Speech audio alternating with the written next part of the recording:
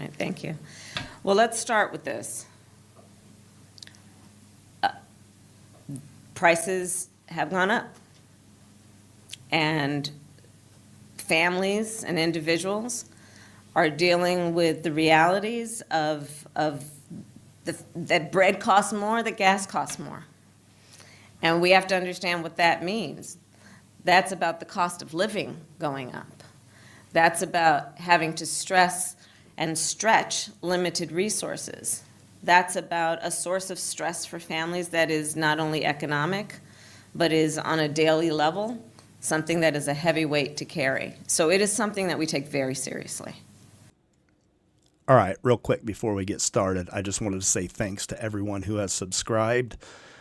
If you find anything of value in this video, please leave a like and subscribe for more to come. Thanks. All right, so I decided to sit down and watch through my first Kamala Harris event. I really hadn't given her a fair chance to see what she's actually saying. I know on her website, well, I can show you her, well, we'll show you later, but on her campaign website, she has no policy listed. And the only place apparently we can hear what she's offering, what she wants to do, is in her rallies, because she's not taking any questions from the journalists. She's not giving any interviews. She isn't publicly speaking about anything except at her rallies. So I thought it'd be fair to at least sit and listen to what she has to say. And we're going to watch this together. I'm going to play it on 1.5 speed because she's only on here about, I don't know, 25 to 30 minutes. But most of this is just fluff. So anyway, let's get started. Let's get going, and we'll see how this goes. Let's see. Drop my. All right.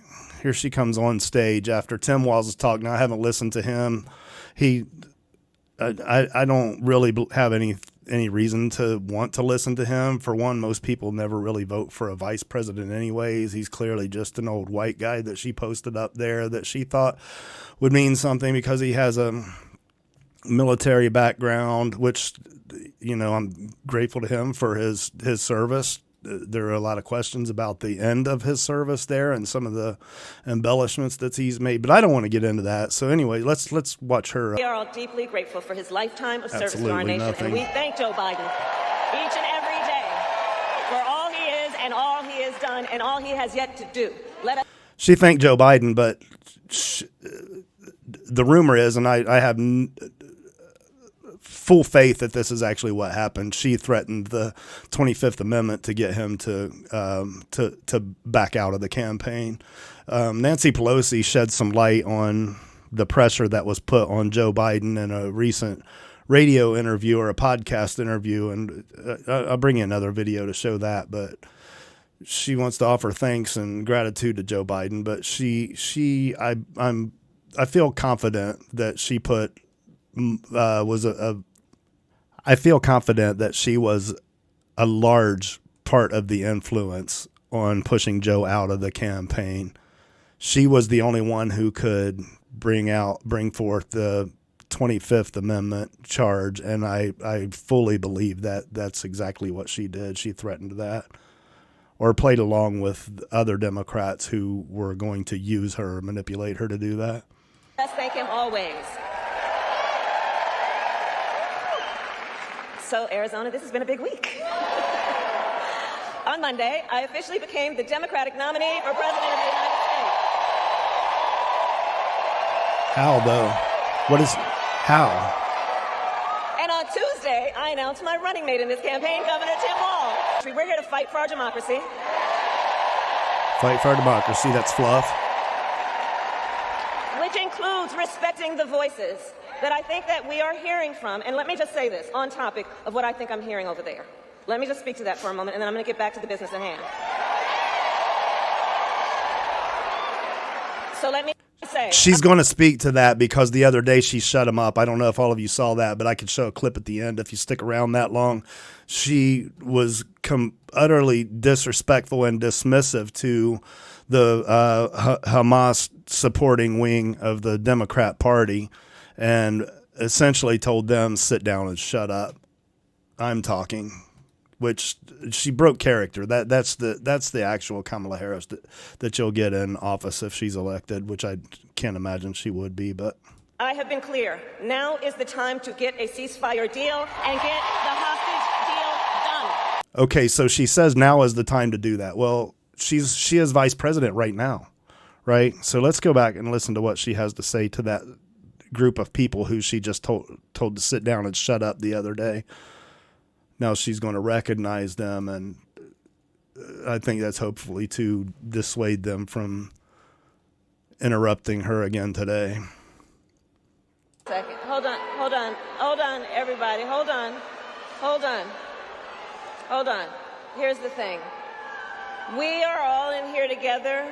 I'm told an extraordinary number of folks who are here together because we love our country. We're here to fight for our democracy. Again, what does that mean? That's fluff. Which includes respecting the voices that I think that we are hearing from. And let me just say this on topic of what I think I'm hearing over there. Let me just speak to that for a moment, and then I'm going to get back to the business at hand. So she essentially wants to give them 2 seconds of her time at the beginning to hopefully shut them up without having to lose her cool in the middle of her rally and essentially shut them up again. So let me say, I have been clear. Now is the time to get a ceasefire deal and get the hostage deal done. So you're vice president. Why? So she's vice president right now. If right now is the time to do that, why not do that right now? But she's not. They're not going to. And I don't even want to get involved in conversation about Israel and Gaza or Ukraine and Russia because I honestly don't care. I don't care what happens in those countries. Let's worry about what's happening in America. We have enough crises happening right now in America that our focus should be on America. That's my opinion. You can disagree, that's fine, but that's where I stand on that. I'm infinitely less concerned with Israel or Gaza or Ukraine or Russia than what I am America. Now is the time. And we'll speed that back And the up. president and I are working around the clock every day to get that ceasefire deal done and bring the hostages home. So she has So I them shut respect up now. your Hopefully voices, they won't but we are interrupt here to her now again. talk about this race in 2024.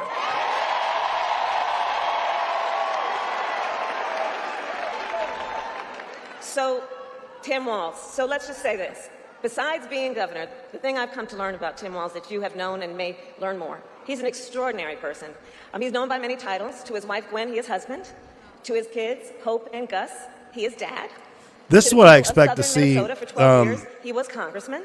To his former high school This is what I expect to see throughout this campaign, and I think it's the reason she chose Tim Walz, so that she could just keep deferring to him. I think throughout the rest of the campaign, what we're going to see is him doing a lot of the talking, him doing most, if not like 90% of the talking. Everything's going to be deflected to him. You're not going to hear Kamala Harris talk much because Kamala Harris is not good at talking.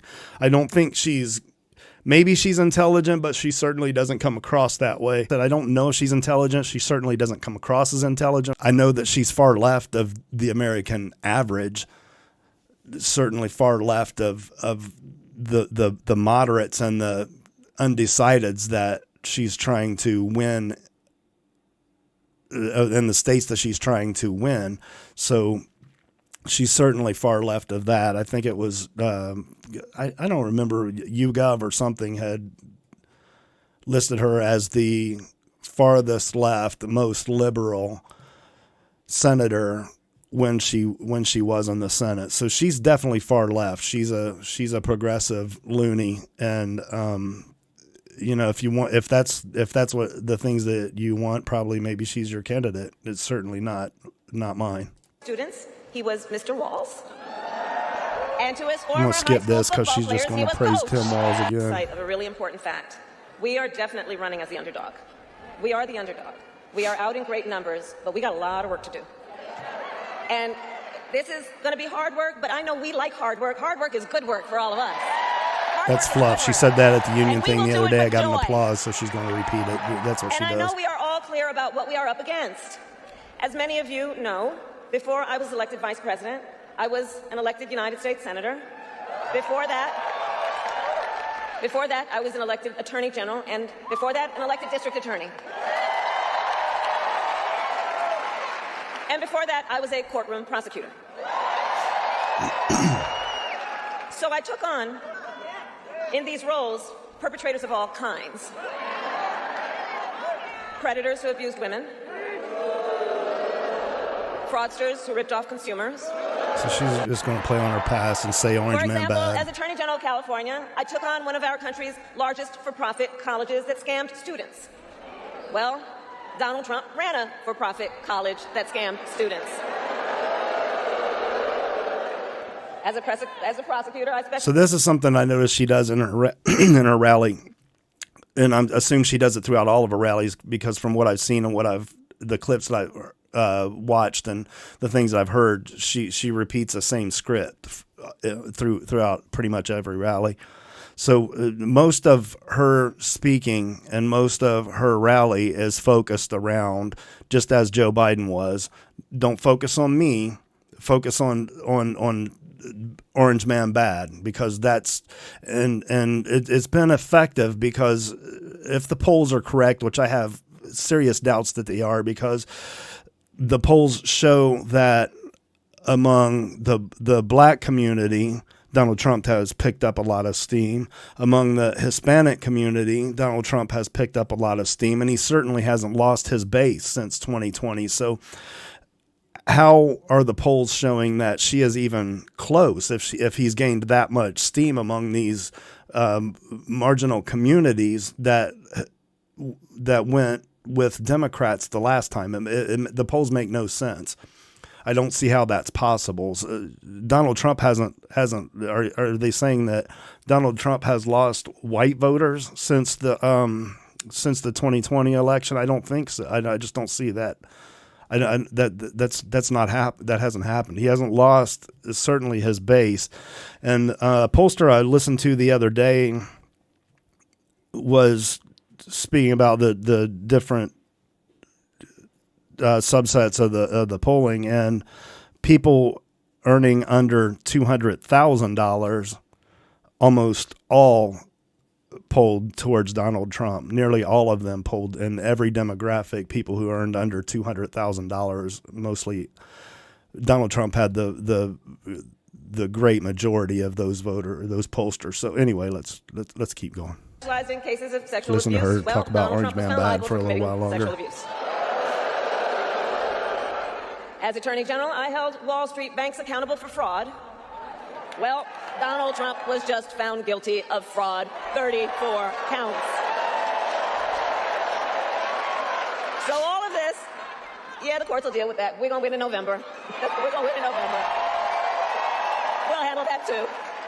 So, but all of this is to say, in this campaign, I will proudly put my record against his every day of the week.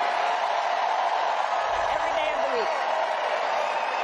That's an issue, though, isn't it? I mean, everybody knows Donald Trump. Everyone knows Donald Trump's flaws. They know the scratches, the bruises. They know all the dirt that Donald Trump has. It's all been brought out. We've had almost a decade that they've been bringing all of that out. So everybody knows that, and his numbers haven't budged.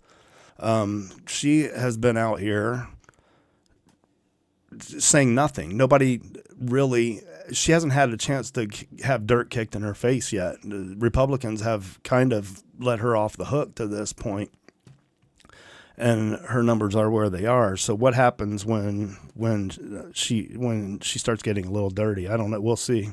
So you can put your record against his, but see, everybody knows his record, and they're still choosing to vote the way that they're voting. But make no mistake, that being said, our campaign is not just about us versus Donald Trump. It is about, and I love you, Bob. She says it's not just about Donald Trump, but it is. Then she goes on to deflect constantly to Donald Trump. Our campaign, our campaign, is about two different visions for our nation. One, ours, focused on the future. The other, focused on the past. And Arizona, we fight for the future. A future with how is she affordable saying that? healthcare, Okay, so affordable she has just childcare, and spent paid leave. how long? 10 minutes in total, I think, something like that, talking about the past. She's talked about her record. She has talked about the things that she the things she did as attorney general, the things she did as a prosecutor, so she talked about Tim Walz's past as governor. Everything that she has said has been focused on the past, but here she says our focus is on the future versus their focus on the past. Well, all she's done is focused on the past. She's not talking about the present. The only thing we've heard about the present is that right now is the time for a ceasefire, but that's not happening. And she has great influence on that issue right now. A future where we build a broad-based economy where every American has an opportunity to own a home, to start a business, to build wealth. She's destroyed every opportunity of that for Americans now. You talk to Gen Z and ask them if they can afford to go out and buy a home. You go out and ask Gen Z or maybe even millennials, many millennials, if they're able to save money. Anybody in that lower median tax earnings bracket, go ask them if they're able to put back money. We're in the Biden-Harris administration right now. She says the future is going to be, she envisions a future of people being able to save, to build wealth, people being able to own homes. But the policies that she has implemented along with Joe Biden the past 4 years have done exactly the opposite of that. They've done absolutely the opposite of that. And when you go ask young people who earn less than that $70,000 a year or whatever, they'll tell you they can't afford to do those things. That's because of the policies that she is responsible for. So she's blowing smoke up their ass is what she's doing.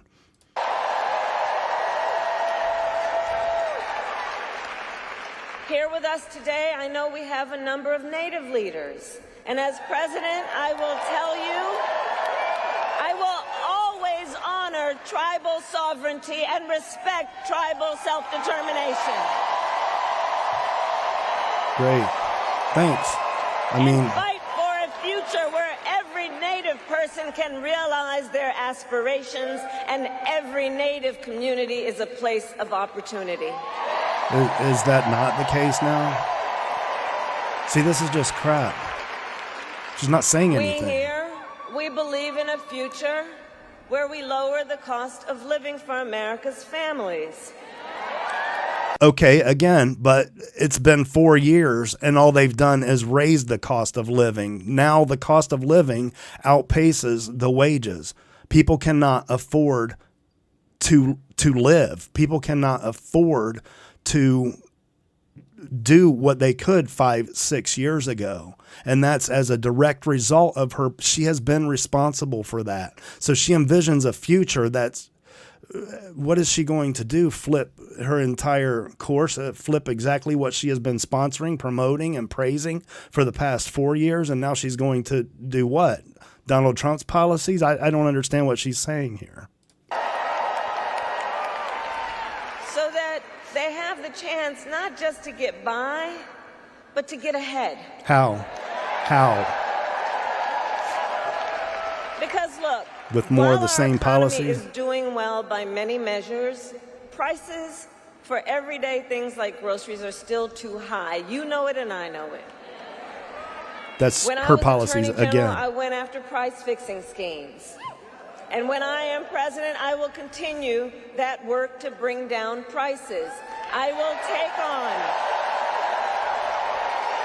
will take on big corporations that engage in illegal price gouging. Okay, so that's not happening. She can promise that because she knows that isn't happening. The price gouging, that isn't happening. There are many factors that play in the price, and most of them, almost all of them, are a contribution of her policies with Joe Biden.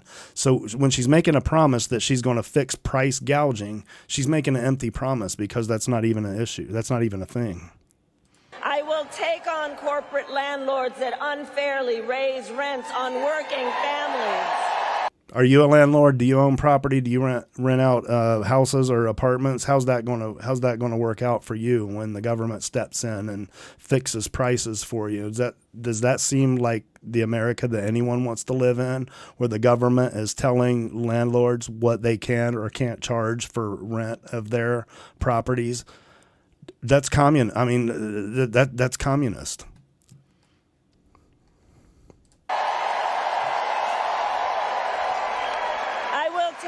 Big pharma and cap the cost of prescription drugs for all Americans. How can she do that? She can't do that. Again, that's another empty promise. She cannot do that. They can decide what Medicaid and Medicare will pay for pharmaceuticals, but she can't. She can't. That's the method that it would take for that to happen would take it's communism. It would take communism for what she's saying is that the government is going to go in and tell private corporations, private companies, private landlords, private business what they can charge, what they can and can't do. That's the opposite of an American future. Now, she may be focused on the future, like she said, but it is not an American future that respects liberty and freedom. And all of this is to say, unlike Donald Trump, I will always put the middle class and working families first. If that's the case, then why is it, like I said earlier, the pollster that I listened to the other day said that in all demographics, people earning under $200,000, households earning under $200,000 are almost all in major support of a Donald Trump presidency. It's households that earn over $200,000 and households that receive government subsidies that are supporting the Democrat Party right now. So we're talking about the wealthy elite, people who are dependent on government. Joe Biden's America is working for them, and the wealthy elite, Joe Biden's America is working for them. And let's never forget that Joe Biden's America is Kamala Harris' America.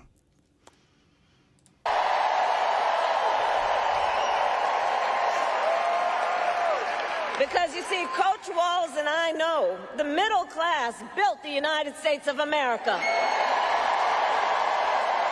And when the middle class is strong, America is strong. The Democrat Party used to be the party of the middle class. That's no longer the case. It's just plain as day. They're the party of the wealthy elite and the ultra poor. And the only reason they're the party of the ultra poor is because their policies keep them poor. They keep them in poverty so that they will continue to vote for the Democrat Party. It's not for as in supporting the poor. It's in continuing the poor and the poverty.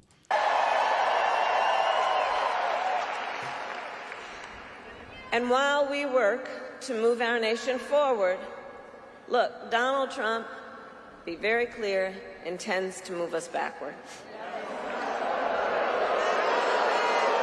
Just look, and we're not going back. We're going to speed up again because I'm trying not to keep you guys here forever. This is going to be a long one if we watch it at normal speed. It's going to be a long one anyway. But just look at his, Tim talked about it. Look at his Project 2025 agenda. It's 900 plus pages. I can't believe they put that thing in writing, by the way. But when you look at it, when you read it, you will see Project 2025 is a plan to weaken the middle class. If he is elected, Donald Trump intends to give a tax break to billionaires and big corporations. Okay, so she says that because she knows Intends to cut none of these Social people are Security going to and go Medicare. read Project 2025 that He Donald Trump intends has to surrender already our fight against the climate crisis. denounced multiple times as his Remember what policy. that was? Remember what that was? He won't win. You're right.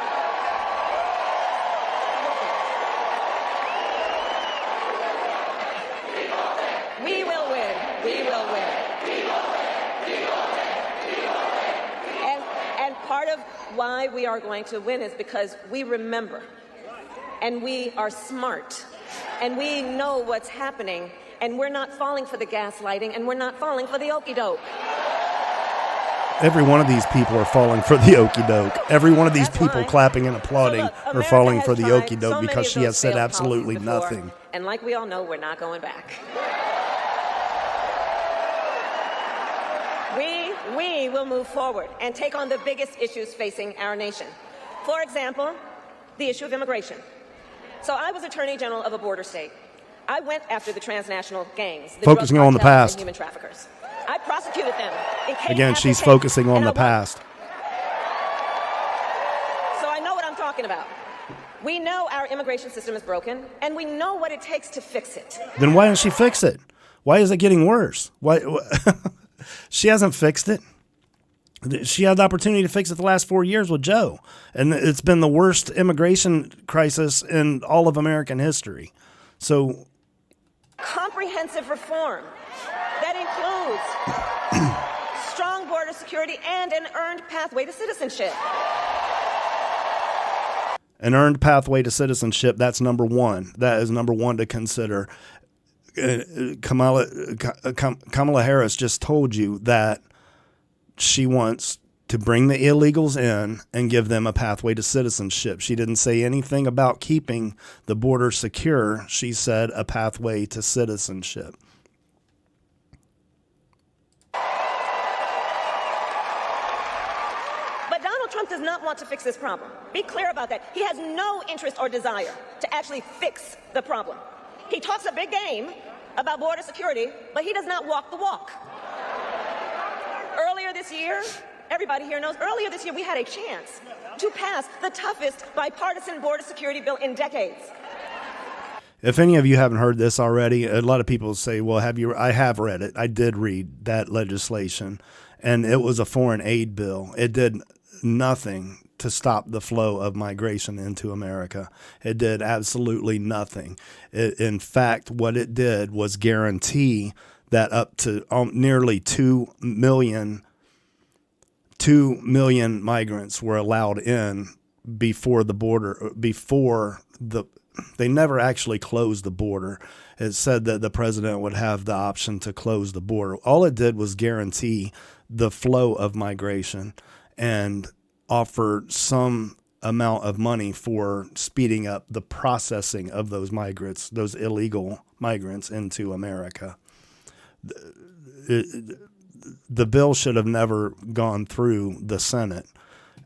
It should have never been hammered out between the two sides. But there was, I won't get into it. But Donald Trump tanked the deal because he thought by doing that it would help him win an election. But when I am president, I will sign the bill. She's not going to sign the bill because that bill's never going to get to the president's desk. I sure hope not. So Arizona, ours is a fight for the future, and it is a fight for freedom. Across our nation, we are witnessing a full-on assault against hard-fought, hard-won freedoms and rights. The freedom to vote, the freedom to be safe from gun violence, the freedom to love who you love openly and with pride, and the freedom of a woman to make decisions about her own body and not have her government telling her what to do. And on that last point, understand how we got here. When he was president, Donald Trump handpicked 3 members of the United States Supreme Court.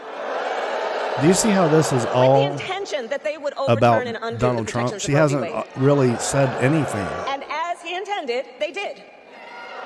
And now, in over 20 states in our nation, there is a Trump abortion ban. Many like Arizona with no exceptions even for rape or incest. And just yesterday, in a press conference, we got a fresh reminder of what Donald Trump's Project 2025 agenda would do. It's not Donald Trump's Project 2025 agenda. That's a waste of time to keep talking about that. I know they want to do that because the Democrats like to scare their voters into, voting for them and then committing violent acts if they don't win, committing political violence if they don't get their way. But the abortion issue, it's in the states now. That's just what it is, and it's going to be that way, maybe forever, but certainly for a long, long time. But they're going to keep playing. The Democrats are going to keep trying to play this back and forth. Now, they're going to keep using it to entice voters to come to them. But here's the truth, and I think it was Barack Obama's first term, he had made a big issue about if it comes across his desk, if the abortion issue comes across his desk and is put into a law, I will sign that, just like she did. I will sign that bill, and we will make it the law of the land. All this crap, right?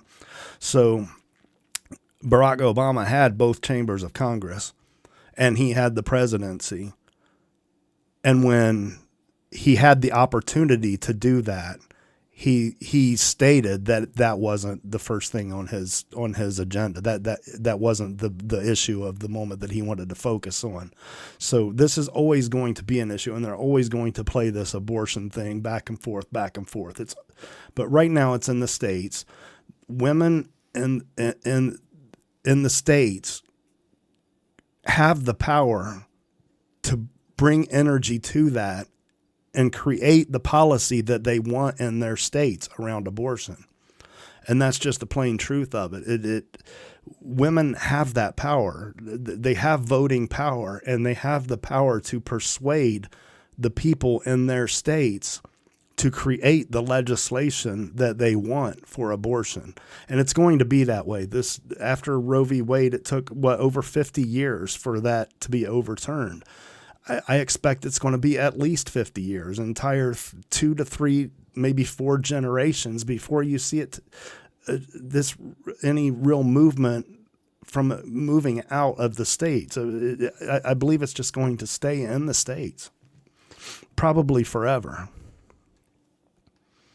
It would ban medication abortion in every state. But we are not going to let that happen. Because we trust women.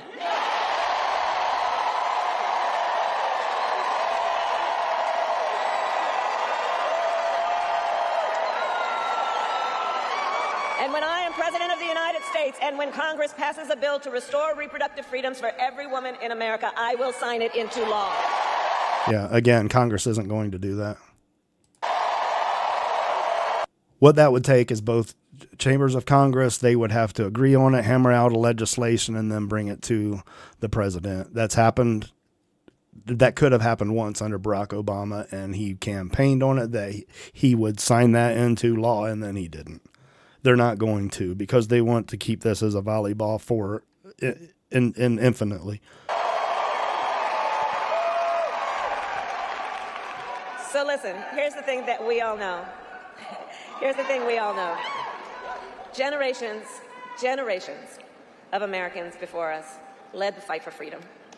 Now, the baton is in our hands. Each and every one of us. So we who believe in the sacred freedom to vote will finally pass the John Lewis Voting Rights Act and the Freedom to Vote Act. Who doesn't have the opportunity to vote in this country? I mean, who doesn't? See, this is more just fluff. It's nonsense. She hasn't said one substantial thing or supported one substantial issue that isn't more government control in this entire rally. And we who believe in the freedom to live safe from gun violence will finally pass an assault weapons ban, universal background checks, and red flag laws. So much is on the line in this. Let's take a quick look at that. She talked about the Assault rifle bans. So let's see how important an issue assault rifle bans are. Let me blow this up a little bit. How do I get that bigger? All right, so we have, let's see, assault rifles. So all rifles, not just assault rifles, but all rifles, homicide data. In 2019, there were 364. 364 homicides as a result of all types of rifles combined, not just so-called assault rifles, okay? Knives, there were 1,476. So what are we talking about? Six times more knife murders than all types of rifles combined. This is the FBI website, so you can look this up yourself. Blunt objects, clubs, hammers, etc., 397. So about the same amount, 364 rifles. So even more blunt objects, clubs, hammers, etc. More homicides are caused by those than all types of rifles combined. So I still don't understand why that's even the issue that we discuss. What else? Personal weapons, hands, fists, feet, etc. 600. So almost twice as many people are killed by hands, fists, and feet than by all types of rifles combined. Not even a smaller portion of that would be assault rifles. So I mean, it's a non-issue.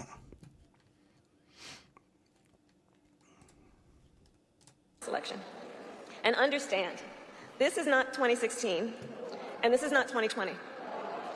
You know, this time around, the stakes are even higher. And that's because last month, the United States Supreme Court basically just told the former president, who has been convicted of fraud, that going forward, he will be effectively immune no matter what he does in the White House. But think about what that means. Think about what that means in this election. Think about what that means. He's been effectively told he will be immune if he's back in the White House. Think about what that means when you remember Donald Trump has openly vowed, if reelected, he will be a dictator on day one. Okay, you all know that's a hoax. That he will weaponize the Department of Justice against his political enemies. Okay, so the left has been saying that consistently and constantly. Donald Trump never once said that. Remember that he even called for the, quote, termination of the Constitution of the United States.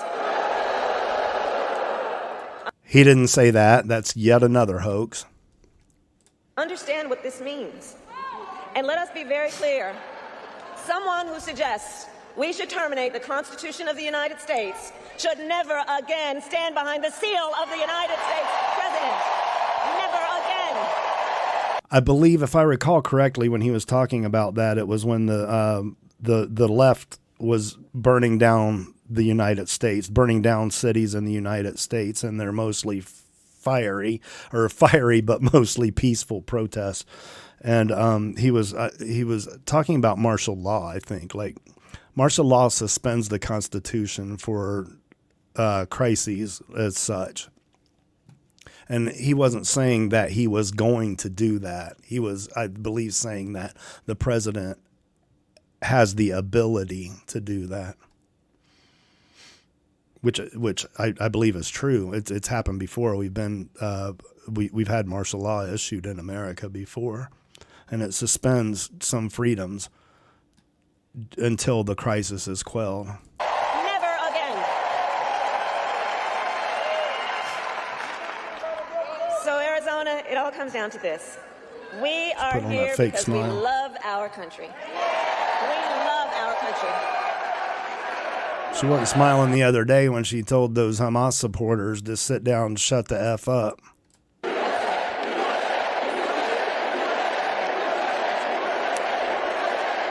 We love our country, and I do believe it is the highest form of patriotism to fight for the ideals of our country. That's how we preserve the promise of America. And after all, the promise of America is what makes it possible for Governor Walz and me to be on the same stage together. Because think, two middle-class kids, one a daughter of Oakland, California. All right. So, anyways, I think that's pretty much it. She's just wrapping it up. I just wanted to go through that. I know it was a long video, but I thought it was fair to give her the leeway, or the at least give her the benefit of the doubt to listen to at least one of her rallies. And as we can see, it's all fluff. It's all essentially Orange Man bad. I'm going to and making a bunch of empty promises that she knows she will never have to follow through on, and making claims that are just untrue, just unfactual claims. So anyway, that's all I got for you right now. Later.